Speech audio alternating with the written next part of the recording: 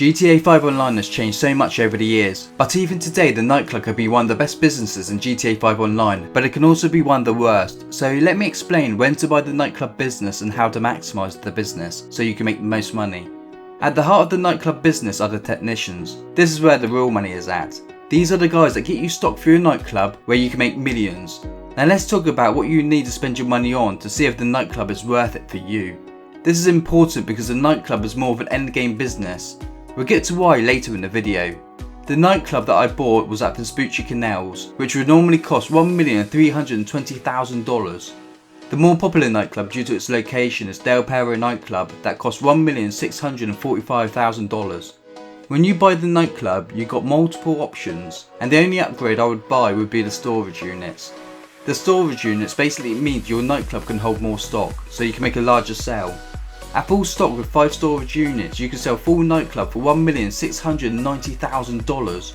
It normally will cost you just over $1.7 million for all the storage units, so it's not cheap, but it is a must. Another must is equipment upgrade. These allow your technicians to produce stock faster. There is a maximum of 5 technicians. The first technicians you get for free when you buy the nightclub. The other 4 technicians would normally cost you about $878,000 in total. There are 7 businesses in the nightclub that you can put your technicians on. This is where most of GTA players make the biggest mistake, because to put your technicians on the nightclub businesses you must own and have the actual businesses up and running. For example, to put a technician on cargo and shipments, you must already own either the cargo warehouse in the CEO office or the hangar business. If you don't own either of those businesses, then you can't put your technicians on cargo and shipments. The sport and goods business is the bunk business. You have South American imports, which is the MC cocaine business. Pharmaceutical research, which is the MC meth business. Organic produce is the weed farm business. Printing and copying is the MC document and forgery business. Cash creation is the counterfeiting business. If you don't own these businesses, then I would advise against buying the nightclub until you start owning the businesses. There is a but though, as there is one possible reason of buying the nightclub without the businesses, and I'll explain that reason later. If your technician has an exclamation mark on it, then it means that technician is not working. Normally this is a result of your technician already getting the maximum amount of goods for that business, so you either have to move that technician to another business or sell the goods. Another possible reason is that your business, for example, such as the bunker for the sport and goods business, got raided. When your bunker sector gets raided and you don't stop that raid, then that business shuts down and you have to do another setup mission to get that business up and running again. This stops your technician from getting the goods in the nightclub. When you choose to sell your goods, you will have to give Tony 10% up to a maximum of $100,000.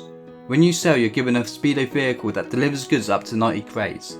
If you want to sell a large amount of goods, then you would either have to buy the mule vehicle. The mule vehicle sells goods up to 180 crates. The vehicle I personally use is the pounder vehicle.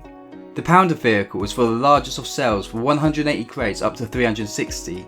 That's the great thing about the nightclub business. The sales can be done as a solo player. You can also make money during the business battles on the free mode. You collect the business battle goods and then deliver it to the nightclub. This is a battle though, so expect online players to fight against you. This is only possible in public lobbies or 3 or more players for it to activate public challenges.